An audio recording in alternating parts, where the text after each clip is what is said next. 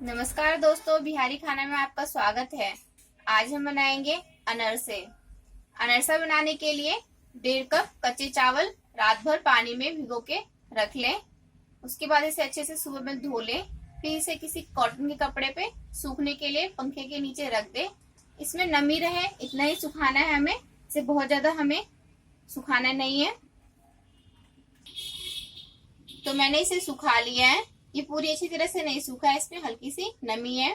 और हमें चाहिए तिल, चाहिए 50 ग्राम। चीनी ले ले, पिसा हुआ चीनी लेना है इसमें।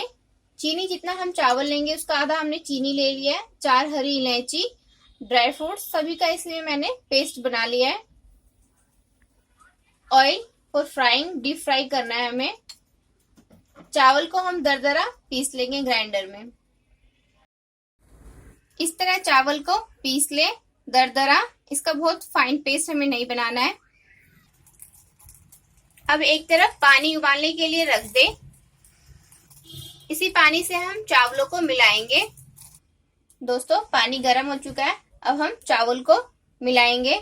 हम ये पिसी हुई चीनी, ड्राई फ्रूट्स सारा इसमें डाल देंगे।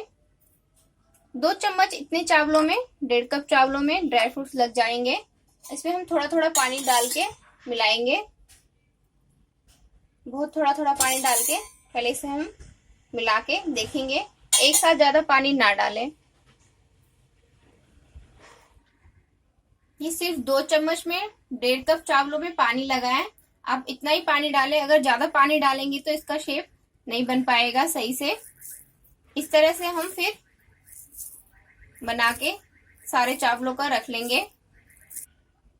इस तरह से लड्डू का शेप बना के सारे को हम निकाल लें। ये सारे लड्डू बन गए हैं। लड्डू बनाते समय आप एक तरफ कढ़ाई में तेल गर्म होने के लिए रख लें। इन लड्डुओं में अब तिल चिपकाएंगे। इस तरह से हल्के हाथों से प्रेस कर लें। इसे बहुत ज्यादा हम फ्लैट नहीं करेंगे, पतला ना करें ज्यादा। इसी तरह से हम सारे लड्डुओं में तिल चिपका लेंगे।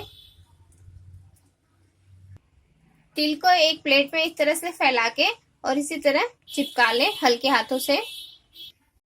दोस्तों, इस तरह से सारे लड्डू में तिल लगा लें अनरसों में। इसी साइड से हम फ्राई भी करेंगे। जिस साइड से हमारा तिल हो उसका पोर्शन ऊपर रहना चाहिए, तिल वाला। अब एक एक करके हम इसमें डालेंगे। इसमें सिर्फ 2 ही डालें क्योंकि इसे हम डीप फ्राई कर रहे हैं। पूरे ऑयल में डूबा हुआ रहना चाहिए, एक साइड से ही करना है। तो इस तरह से डालते हुए आप फ्राई करें। इस तरह से नीचे से हल्का सा ये गोल्डन दिखने लगे, इसका मतलब ये फ्राई हो चुके हैं। निकाल लें इन्हें। दोस्तों, हमारे अनरसे बनके तैयार हो चुके हैं। इसे ऑयल से निकालते वक्त टिश्यू पेपर पे या किचन टॉवल पे निकालें ताकि इसका एक्स्ट्रा ऑयल एब्जॉर्ब हो जाए।